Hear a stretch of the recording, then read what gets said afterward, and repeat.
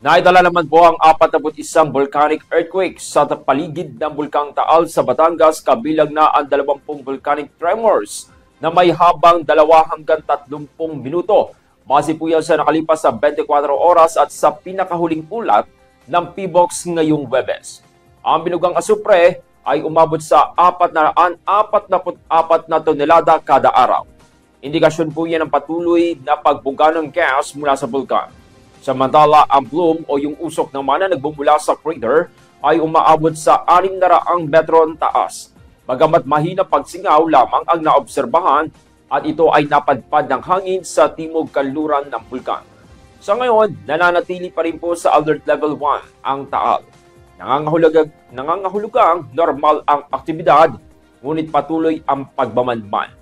Pinapayuhan po ang publiko na iwasan muna ang paglapit sa bulkan at sundin ang mga abiso ng mga otoridad.